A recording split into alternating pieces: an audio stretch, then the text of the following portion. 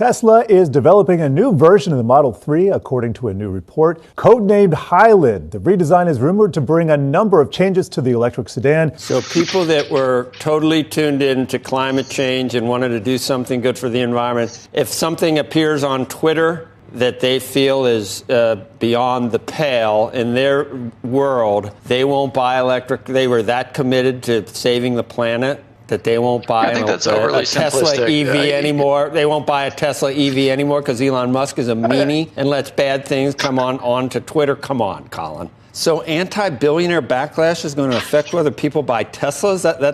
That's another point you just made? Is that, how about Amazon? Yeah, people not going to have packages delivered anymore because Jeff Bezos is rich? In this video, the Tesla rumors swirl with reports the company is working on a new Model 3 design. Finance media talks Tesla, and things get heated as a top 0.1% analyst clashes with a CNBC host over the Elon Musk Twitter Tesla impact. Are you ready? And a quick heads up to my Patreon supporters, posted yet another exclusive video today, some new data showing Tesla continues, surprise the f***ing prize, to completely and utterly dominate. I'm sure this will come as a shock to absolutely no one. So if you're not already a member, you can join with the card in the corner or the link in the pinned comment. Otherwise, check out the latest video. Tesla is developing a new version of the Model 3, according to a new report. Yahoo Finance senior autos reporter Praz Supermanian has more. Praz. Yeah, Jared, this is a kind of a much needed update for the Tesla Model 3, which has surprisingly been out since 2017 without nary an update. We've probably seen a couple of things under the skin, but nothing major. What Reuters is reporting is that Tesla is going to probably update the exterior styling, potentially the powertrain and battery, and likely that touchscreen display that's very popular with customers. And it sort of sets the car apart with the kind of minimalist and digital sort of cockpit there.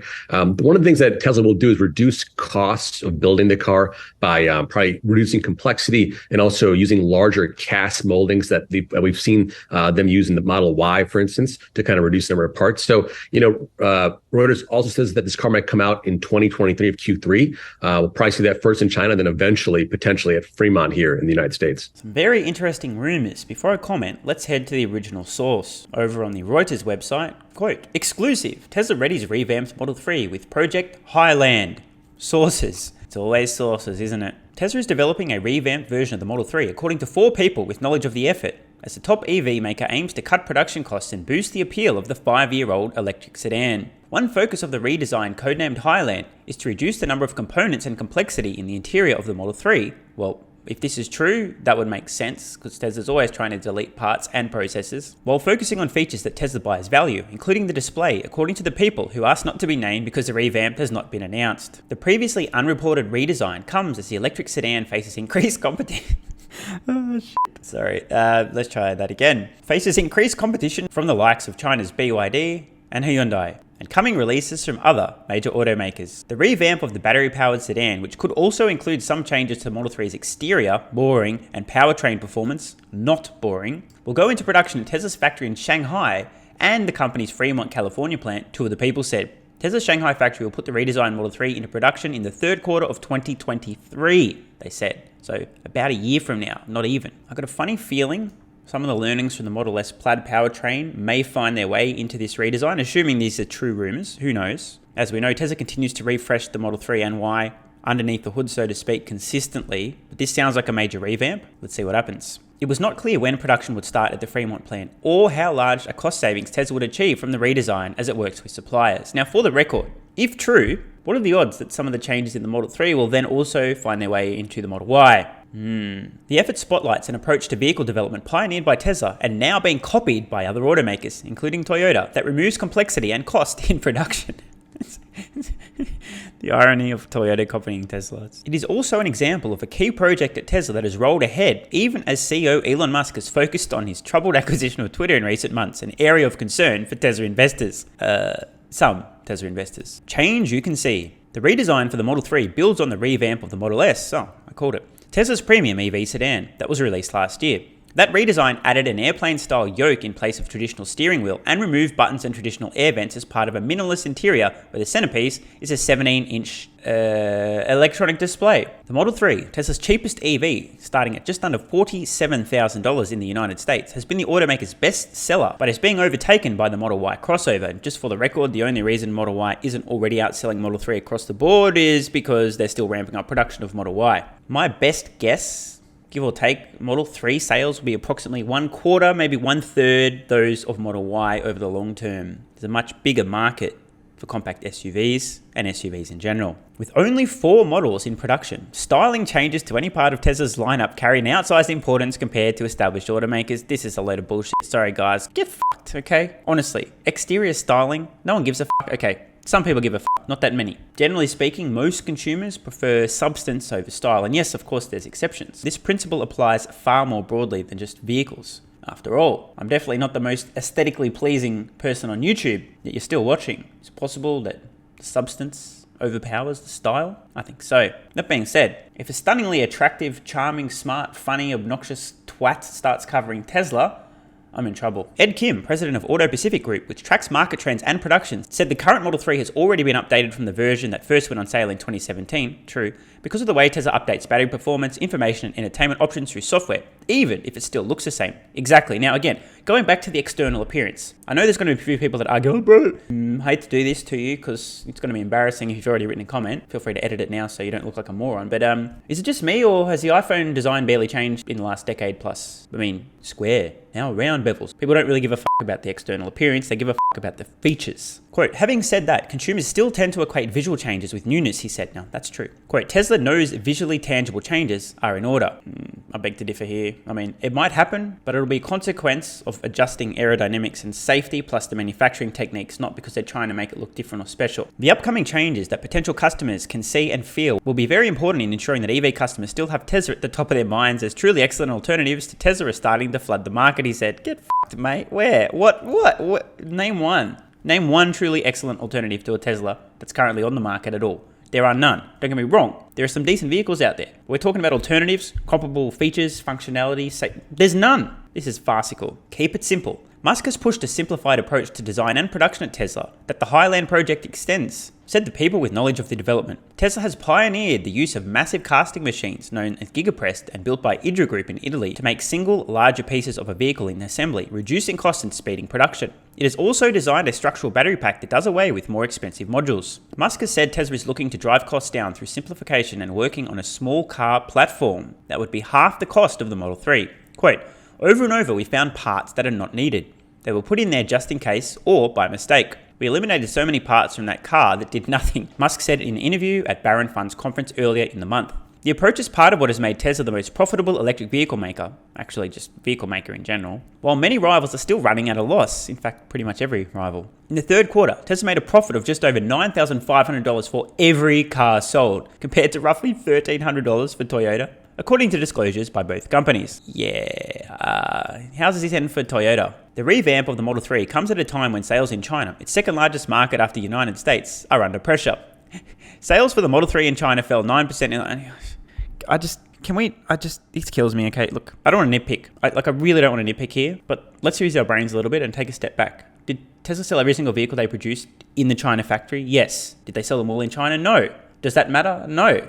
They sold them on planet Earth to consumers on planet Earth, and the vehicles are produced and then sold. It's crazy, right? It's the main export hub. Some months, some quarters, strategically it may make more sense for Tesla to export a lot of production from Shanghai and sell it overseas, and then other months it may make more sense to sell it locally in China. And every time there's any variation, oh no, China sales are collapsing, oh no, China sales are rebounded. If ever you're wondering about what matters is Tesla selling the vehicles it's producing on Earth to customers on Earth, and eventually beyond Earth as well. If the answer is yes, they f***ing end. To boost sales, Tesla cut prices for Model 3 and Model Y in China by as much as 9% in October and offered an additional rebate for buyers who took immediate delivery. Sam Fiorani, who tracks Tesla in industry-wide production at Auto Forecast Solutions, said the upcoming changes to the Model 3, which he understood were coming, showed the power of Tesla's approach in taking out complexity. Quote, they are always looking for ways to make EVs profitable and more profitable, he said. Exactly. And now on to an extremely rude, arrogant, obnoxious guy talking Tesla. Why is the camera still on me? What? Oh, a different extremely rude, arrogant, obnoxious guy talking Tesla. Didn't realize there was more than one of us. Morgan Stanley says a new survey reinforces its view that Elon Musk's involvement in Twitter has contributed to negative sentiment momentum in Tesla shares. Morgan Stanley says nearly 3/4 of survey respondents believe the Twitter situation has accounted for at least a significant portion of Tesla's recent share price underperformance. Here to weigh in, Colin Rush, Oppenheimer Managing Director and Senior Research Analyst. And I don't know, if I were to talk to Morgan Stanley about it, I want to know whether these respondents, Colin, were in a position to actually sell shares of Tesla. Opinions are, we know what opinions are like. So they feel that it has something to do with it. That doesn't make it so. That's why. I can give you about 1 million reasons why NASDAQ stocks have gone down in the past year. So with the Morgan Stanley survey, one, we haven't seen it, and secondly, we don't typically like to comment on other competitors' research. But what we can say, definitively, is that sentiment around the stock has been relatively sour, and certainly there's a lot of concern around the brand damage that this Twitter acquisition is doing for Tesla. So just to jump in here and to be super clear, there are many people, many investors who are concerned about potential damage this Twitter acquisition and the whole drama is causing to Tesla's stock and Tesla's brand. These concerns are largely unfounded, in my opinion. Plenty of people and big institutional investors who have these concerns, but these concerns, in my opinion, are invalid. It's a tiny vocal minority of virtue signaling morons who are, I'm getting rid of my Tesla now because Elon Twitter, it's bad, Elon's bad, billionaire bad, selling my Tesla now, buy VW instead. There are some of those idiots. They're very loud, but there's not many of them. And yes, I personally believe that the concerns about Elon being distracted is temporarily, artificially suppressing the price of Tesla stock. But that is entirely separate from there being any actual damage done to Tesla, the brand, Tesla's sales, and customer loyalty in the future. These are two unrelated things. People being worried about it and it actually happening. Separate issues.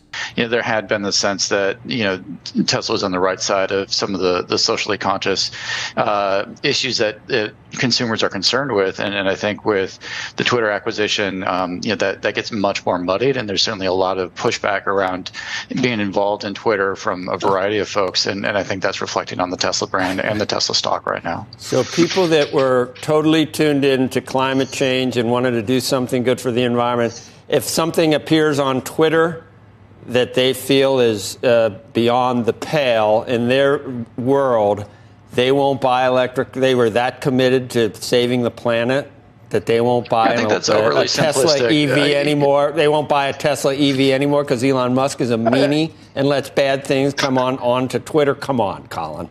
We've got a lot to discuss here. Now, Joe's being pretty unfair on Colin. I think what's happening, Joe is conflating the idiotic emotional reactions from a few babies who are crying because, Elon bad, I'm getting rid of my Tesla, which is true, but they're a tiny vocal minority of morons. I think he's projecting this, conflating this with what Colin said, just observing the entire situation. Joe's point is valid. The absurdity of these morons, very few of them, who care so much about the environment, not really, they just care about being perceived as being a good person because they support the current thing. The current thing was the environment, now the current thing is hate Elon. He's pointing out the absurdity of these pathetic, spineless weasels who'll immediately say, I don't care about the environment anymore, Elon's bad, f*** Tesla. I think Joe is confusing this, which is a real thing that's happening, even though it's a very small number of people and it's completely absurd, with Colin's statements. There are people now who have concerns about this very thing happening. Joe's being very unreasonable and rude. It gets even worse. So I want to be fair here. Joe's being a dick, although the point he's making, the idiocy and the hilarity of these emotional infants, valid point. But it's almost as if he thinks that Colin said that's the case and everyone who cares about the environment now no longer cares. Instead, the distinction is just a very few vocal morons who don't care about anything other than being liked by other people. They're the ones kicking up a big stink.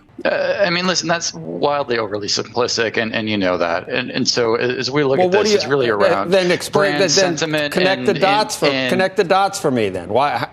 Do you think Twitter? Elon Musk do you think Tesla? Been someone that people trusted, and I think he's eroding some of that trust right now. And I think that's what's going on. You don't buy a Tesla? But you buy it because you trusted Elon Musk to be a good person in your view, and now you don't like the car anymore because something mean is on Twitter? To conclude that from what I just said.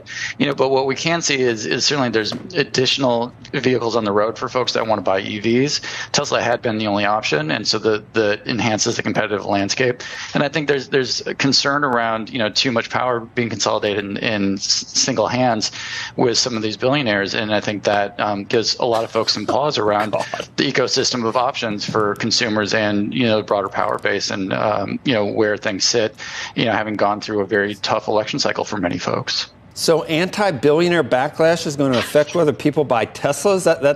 That's another point you just made? Is that, how about Amazon? Yeah, people not going to have packages delivered anymore because Jeff Bezos is rich? I think there's a lot of people looking for multiple options around some of the consolidated, economic activity. Certainly with a variety of, options, for deliveries and whatnot. What's your rating on Tesla now, and do you have a price target? I'm still bullish. And our focus on Tesla has really been around the technology, and we continue to see them as at least 3 years. You were just arguing with me on that point. Other folks.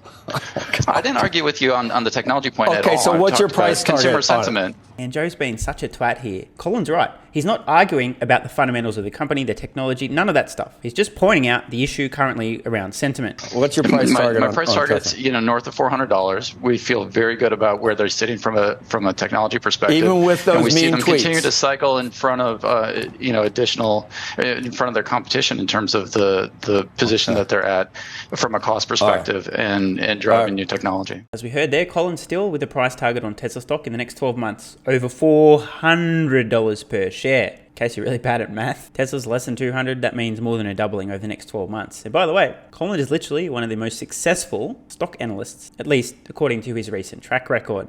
The guy has a huge brain and a great track record. I don't know how he does it. He covers so many stocks very well. It's hard enough for me trying to understand a single company. So credit where it's due to the big brain Colin. I don't know how he put up with Joe. Holy shit, what an obnoxious twat. For some reason, pot, kettle, black. I don't know why that came to mind. Anyway, interesting video. Apparently a Model 3 refresh. I don't know how credible these rumors are. They are just from anonymous sources, so you never know. I'd probably guess greater than 50% likelihood that the reports were true. At least, maybe not every single detail in the reports, but the overall idea of a reasonably major refresh to Model 3, probably likely. And as we can see, Elon Musk's involvement in Twitter continues to get people hot around the collar. Don't forget to head over to Patreon with the card in the corner or the link below. Over 230 exclusive videos and counting, plus my Tesla price targets and optional access to my Tesla valuation model as well. So, see you over there. Love ya.